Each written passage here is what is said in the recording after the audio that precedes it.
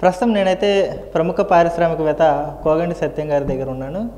గత కొన్ని రోజులుగా మీడియాలో ఫస్ట్ టైం మన ఛానల్తో ఇంటర్వ్యూ ఇవ్వడం, మళ్ళీ ప్రెస్ మీట్ పెట్టడం, ప్రెస్ మీట్ తర్వాత అనేక అంశాలు అయితే గత వారం రోజులకైతే చర్చకైతే దారితీసినాయి.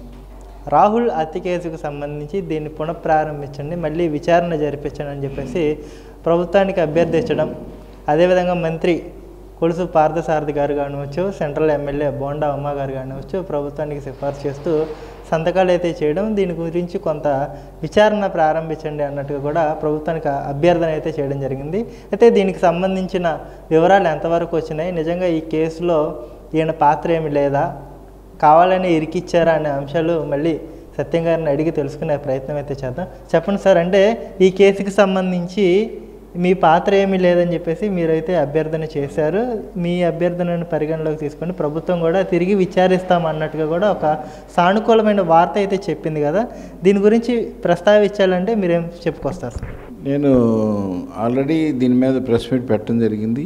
దీని గురించి ప్రత్యేకించి ఎందుకంటే ఇన్వెస్టిగేషన్కి రీఇన్వెస్టిగేషన్ చేయడం కోసం చేశాను. కానీ మధ్యలో సాక్షి మరి మీడియాలో మరి కొన్ని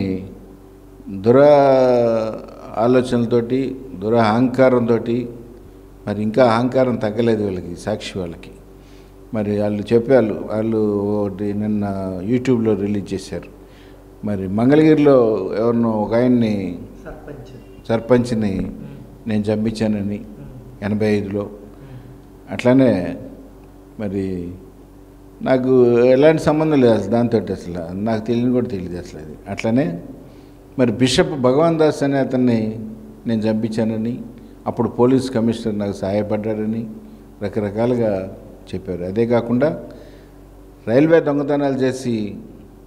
దొంగతనాలు చేపించి ఈయన పారిశ్రామికవేత్తగా ఎదిగి రౌడీ షీటు నుంచి తప్పించుకోవడం కోసం ఎదిగాడని చెప్పేసి కొన్ని పిచ్చి మాటలు రాయడం. ఇది పిచ్చి పత్రిక, పిచ్చి సాక్షి అని చెప్పేసి నేను అనుకుంటున్నాను. ఎందుకంటే ఉన్నది ఫ్యాక్ట్స్ మాట్లాడుకోవాలి మనం జర్నలిస్టులుగా. ఎందుకంటే నేను కూడా 77 నుంచి 79 వరకు మరి ప్రజాశక్తిలో పనిచేశాను కాబట్టి జర్నలిస్ట్గా నేను చెప్తున్నాను. అట్లానే మరి నేను గాజు ముక్కల వ్యాపారం చేసుకొని పెద్ద పారిశ్రామికవేత్తగా ఎదగడం కోసమే రైల్వే దొంగతనాలు చేయించానని చెప్పేసి కూడా నా మీద ఒక అబద్ధం వేశారు.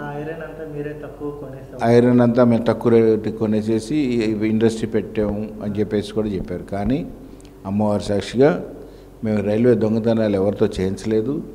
అట్లనే మేము కష్టపడ్డాం, 67 నుంచి కష్టపడి ఎంతో 5 పైసలు సోడాలు అమ్మా, 10 పైసలు చెరుకులు అమ్మాను.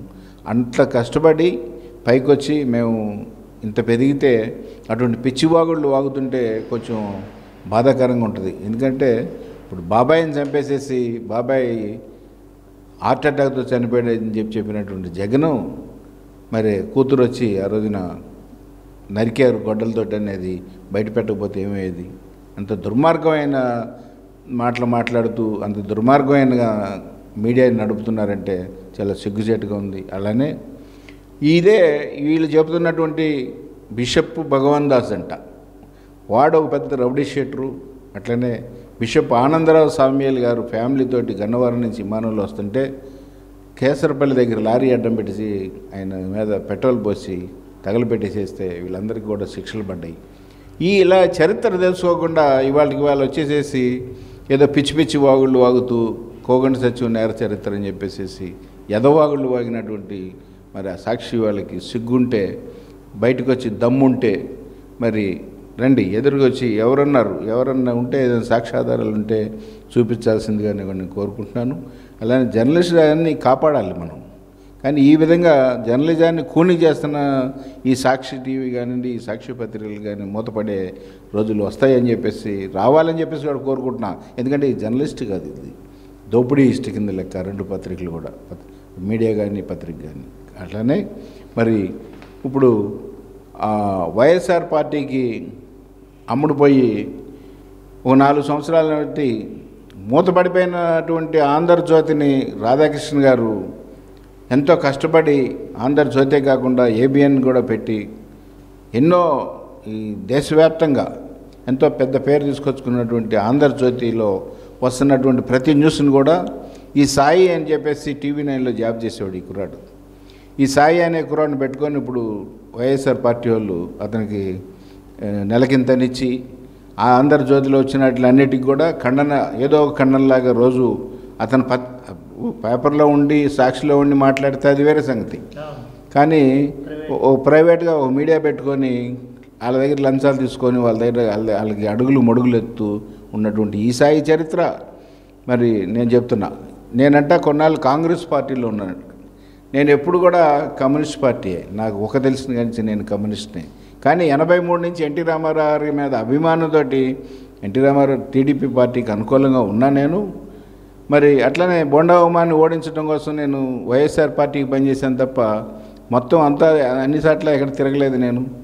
ఓన్లీ మల్లాది విష్ణుని గెలిపించాలి అంటే బొండా ఉమాని ఓడించాలి. కేవలం అది పాత గొడవలు మీకు అందరికీ తెలిసిందే, వినాయకుడు గణపతి స్వామి వారి గొడవల వల్ల, దానివల్ల అప్పుడేమో వైఎస్ఆర్ పార్టీకి చేసిన మాట వాస్తవం. కానీ వైఎస్ఆర్ పార్టీలో ఉన్నాడో లేదు కాంగ్రెస్లో ఉన్నాడో ఇప్పుడు ఎందులో ఉన్నాడో టీడీపీలో ఉన్నాడో అర్థం కావట్లేదు. ఈ కేసు రాహుల్ మర్డర్ కేసుని సైడ్ దోవ పట్టించడం కోసం కేవలం ఈ పార్థసారథి గారు బొండా ఉమా గారిని అడ్డం పెట్టుకొని మరి బయటపడడం కోసం ప్రయత్నిస్తున్నారని చెప్పి అన్నారు. కానీ వాళ్ళ నాన్నగారు కూడా హైకోర్టులో రిట్ పిటిషన్ నెంబర్ మరి 2256/2004లో వాళ్ళ నాన్నగారు కూడా ఈ కేసులో నాకు అన్యాయం జరిగింది, నా పిల్లాడికి అన్యాయం జరిగింది కాబట్టి ఈ కేసుని సిబిఐకి కానీ సిబిసిఐడికి కానీ ఇవ్వాలని చెప్పేసి ఆయన హైకోర్టులో కూడా పిటిషన్ ఫైల్ చేయడం జరిగింది. అదే ఆధారంగా మేము కూడా అదే అడుగుతున్నాం. హైకోర్టుకి కానీ హైకోర్టులో కూడా ఇప్పుడు గవర్నమెంట్ పెట్టుకున్నాము, సిబిసిఐడికి కానీ సిబిఐకి కానీ ఇవ్వండి చెప్పేసి అట్లా ఇదే ఆ విధంగా మాకు న్యాయం జరుగుతుందని చెప్పేసి కూటమి ప్రభుత్వంలో అనుకుంటున్నాం. అదే కాకుండా వైఎస్ఆర్ పార్టీలో 2003లో మరి ఓ 30 మంది ఎమ్మెల్యేలు ఎమ్మెల్సీలు మినిస్టర్లు లెటర్లు ఇస్తారు ఈ కేసుని ఇన్వెస్టిగేషన్ మళ్ళీ చేయించండి అని చెప్పేసి ఇచ్చే. కానీ దాన్ని కేవలం తొక్కిపెట్టేసేసినటువంటి పెద్దిరెడ్డి గారు కానివ్వండి, నితిన్ రెడ్డి గారు కానివ్వండి, వెల్లంపల్లి సీని కానివ్వండి, తలసల రఘు కానివ్వండి, పోలీస్ ఆఫీసర్లు కొంతమంది కానివ్వండి, వీళ్ళందరూ కూడా కేవలం ఆ కేసును తొక్కేసేసి మేము అన్ని లెటర్లు ఇచ్చి అన్ని ఇన్వెస్టిగేషన్ జాగ్రత్త చేయించండి అని చెప్పేసి ఇచ్చినా సరే దాన్ని ఇన్వెస్టిగేషన్ మార్చకుండా అలానే మమ్మల్ని ఇరికిచ్చేసి కోరాడు విజయ్ కుమార్ని, నన్ను ఇంకో 10 మందిని 12 మంది మొత్తం 13 మందిని అన్యాయంగా బలి చేసినటువంటి పార్టీ. అదే కాకుండా మళ్ళీ ఇవాళ కూటమి ప్రభుత్వం వచ్చినా కానీ కూటమి ప్రభుత్వం వచ్చిన తర్వాత కూడా మళ్ళీ కొంతమంది మరి పార్థసారథి గారు కానివ్వండి, బొండా ఉమామహేశ్వర్ కానివ్వండి లెటర్ ఇవ్వటం, ఇంకా 50 మంది ఎమ్మెల్యేలు లెటర్లు కావాలని ఇస్తాను న్యాయం కోసం. వాళ్ళ దగ్గర నేను వెళ్ళి అడిగితే ఎవరైనా ఇస్తారు, న్యాయం చేయమని అడుగుతున్నాను తప్ప నన్ను తప్పించమని నేను అడగట్లేదు. అదే కాకుండా ఈ కుర్రాడు సాయి TV9లో పనిచేసే రోజుల్లో మరి నెహ్రూ గారిని ఏదో దుర్భాషలాడారు అనే ఉద్దేశంతో ఒకరోజు పట్టుకెళ్ళి ఎరగొట్టి చెట్టుకు కట్టేశారు, చీమల చెట్టుకి కట్టేసిన సందర్భంలో 1 టౌన్ నుంచి వైశాస్ మొత్తం అందరూ వెళ్ళి, మరి ఇతను వయసు ఏమో నాకైతే తెలియదు, వైశాస్ అందరూ కూడా వెళ్ళి వదిలిపెట్టమంటే ఆయన వదిలిపెట్టలా. ఎవరో పొద్దున్నే ఆయన భార్య పిల్లలు వచ్చి నా దగ్గరికి వచ్చి సచిన్ గారు ఇలా సంగతి ఇలా జరిగింది, మరి నెహ్రూ గారికి కొంచెం చెప్పి మాట్లాడి సహాయం చేయండి అని చెప్పేసి అంటే నేను వెళ్ళి ఆ రోజు పొద్దున్నే నేను వెళ్ళి విడిపించి పంపించా. అటువంటి విశ్వాసం కూడా లేకుండా ఈ రోజున నేను కాంగ్రెస్లో ఉన్నాను లేదా వైఎస్ఆర్ పార్టీలో ఉన్నాను, కేసు నుంచి బయటపడడం కోసం మరి ఈ టీడీపీలో ఉన్నాను అని చెప్పేసి తప్పుడు ప్రచారం చేస్తున్నటువంటి ఇలాంటి సాయిని, ఇట్లాంటి ఆ మీడియాని అది ఎవరు కూడా సహించాల్సిన అవసరం లేదు, ఎవరు నమ్మాల్సిన అవసరం లేదు. ఎందుకంటే సాయిని చూసాం మనం, సాయి చెప్తున్నాడు కేవలం ఈ కేసు నుంచి తప్పించుకోవడం కోసం, తప్పుదోవ పట్టించడం కోసం ఎన్ని ప్రయత్నాలు చేస్తున్నారని. తప్పుదోవ పట్టించడం కోసం చెప్పట్లా, వాళ్ళ ఫాదర్ కూడా అడిగారు కాబట్టి మేము కూడా అడుగుతున్నాము. వాస్తవంగా మేము బయటపడాలి, ఎందుకంటే మేము దోషులం కాదు, నిర్దోషులం. అట్లాంటిది పెద్దిరెడ్డి, నితిన్ రెడ్డి, వెల్లంపల్లి శ్రీను, అట్లనే తలసల రఘు, పోలీస్ డిపార్ట్మెంటు, అట్లనే ఈ మర్డర్కి సంబంధించినటువంటి చేసిన వాళ్ళు ఎవరు, చేపించిన వాళ్ళు ఎవరు, ఎట్లా జరిగింది అనేది కూడా మొత్తం ఎంక్వైరీ నా దగ్గర ఉంది. అందుకని ఈ కేసుని వేరే ఇన్వెస్టిగేషన్ జరిపితే వాళ్ళందరినీ కూడా హాజరుపరుస్తాను, నేను హాజరుపరిచి ఉన్న వాస్తవాలు ఫ్యాక్ట్స్ బయటికి తీసుకొస్తానని చెప్పి తెలియజేస్తున్నాను. అలాగే సాయి, నీకు ఇంకోసారి కూడా చెప్తున్నాను, నీకు నువ్వు పిచ్చి పిచ్చి సలహాలు, పిచ్చి పిచ్చి వాగులు మాత్రం నా గురించి వాగితే మరి నీకు తెలుసు నా సంగతి. ఎందుకంటే నేను న్యాయంగా ఉంటే న్యాయంగా ఉంటా, అన్యాయంగా ఉంటే అన్యాయంగా ఉంటా. అన్యాయాన్ని సహించను నేను. కాబట్టే నీకు సాయి, నీకు చెప్తున్నాను, వార్నింగ్ ఇస్తున్నాను నీకు.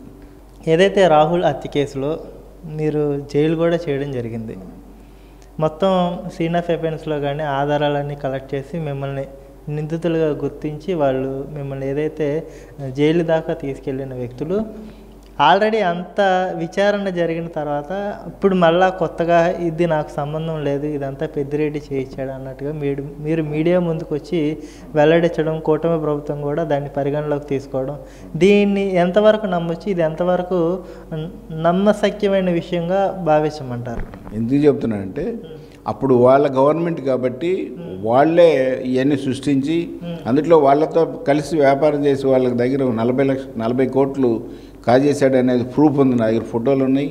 అట్లనే మీరు ఎస్బీ వారు, పోలీసు వారు కానివ్వండి, లేదా సిఐడి వారు కానివ్వండి, ఇన్వెస్టిగేషన్ వారు కానివ్వండి, పొంగనూరు వెళ్ళి ఎంక్వైరీ చేస్తే అక్కడ ఫ్యాక్టరీ పెడతానని చెప్పేసి కుర్రాడు వాళ్ళని మోసం చేసి అలానే పెద్దిరెడ్డి గారితో పాటు మితిన్ రెడ్డితో పాటు ఉండే వాళ్ళ దగ్గర కూడా 15 కోట్ల దాకా కాజేసి సుమారుగా 50-60 కోట్ల వరకు అక్కడ కాజేసి వాళ్ళని మోసం చేసి పారిపోయి వాళ్ళకి దొరకకుండా ఉండటది కూడా ప్రూఫ్ ఉంది. కాబట్టి మేము నిర్దోషులు అని చెప్పి చెబుతున్నాం మేము.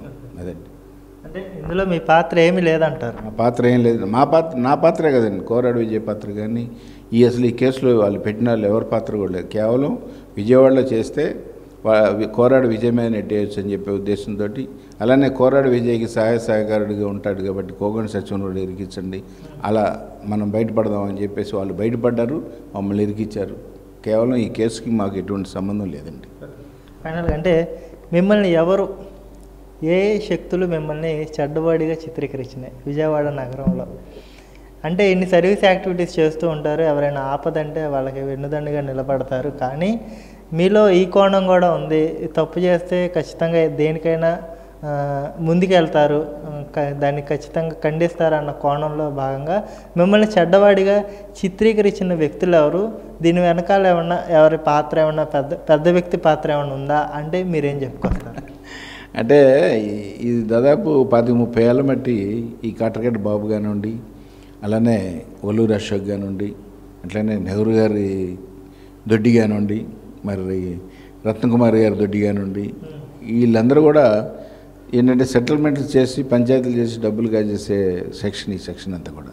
సరే, అది వాళ్ళ వ్యాపారం, నాకు అనవసరమైన విషయం అనుకోండి. అది కేవలం వాళ్ళు నేనేంటంటే నా టీ కాఫీ ఖర్చు పెట్టి అమ్మవారి సాక్షిగా ఎవరి దగ్గర రూపాయి తీసుకోకుండా పంచాయతీలు చేసాం మేము అన్నదమ్ములందరం కూడా కమ్యూనిస్ట్ భావాలతోటి. కాబట్టే మా మీద ఇట్లాంటి నిందలేయటం ఇట్లాంటివన్నీ చేస్తున్నారు. కేవలం ఈ కేసు మరీ దుర్మార్గం. అప్పటి వరకు ఇప్పుడు మొన్నటి వరకు జరిగింది వేరు. ఈ రాహుల్ మర్డర్ కేసు అనేది మరీ దుర్మార్గపు ఆలోచన, దుర్మార్గంగా మా మీద నెట్టేసేసి ఇక్కడ చంపడం అంటే చాలా అన్యాయం అని చెప్పేసి నేను తెలియజేసుకుంటాను.